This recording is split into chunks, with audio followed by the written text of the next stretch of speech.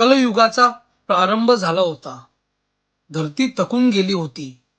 सर्वत्र अहंकार, लोभ, द्वेष आणि मोह याचा अंधार दाटून आलेला.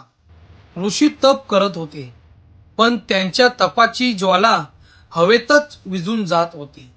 भक्त प्रार्थना करत होते, पण त्यांची हाक देवापर्यंत पोहोचत नव्हती. प्रत्येक दिशा अधर्माच्या भाराने झुकलेली होती. तेव्हा देवलोकात एक सभा बोलवण्यात आली. विष्णू, ब्रह्मा आणि देवांनी महादेवांना संबोधित केले. महादेव, तुम्ही प्रत्येकाचे रक्षक आहात. आता तुम्हाला काही करावा लागेल, नाहीतर ही भूमी नष्ट होईल. महादेव मौन झाले.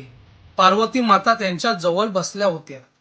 त्यांनी विचारले, प्रभू, तुम्ही काय करणार आहात का? महादेवाने डोळे मिटले आणि त्यांच्या जटांमधून तीव्र ताप, तेजस्वी प्रकाश, अनाहत नाद यांच्या दरम्यान त्यांचे रूप बदलू लागले. त्या रात्री कैलास शिखरावर आकाश थांबलेलं. सप्त ऋषी सुद्धा अचंबित झाले. महादेवाच्या 3 नेत्रांपासून 3 प्रकाश निघाले. एक ज्वालासारखा, एक अग्नीसारखा, एक शून्यासारखा.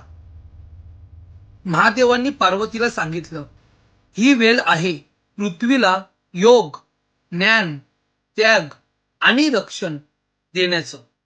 यासाठी मी स्वतःला 9 भागात विभक्त करतो. प्रत्येक रूप एक शक्ती, एक मार्ग, एक उपदेश घेऊन जन्म घेईल. हेच असतील नवनाथ, माझ्या आत्म्याचे 9 अवतार. अलख निरंजन आदेश.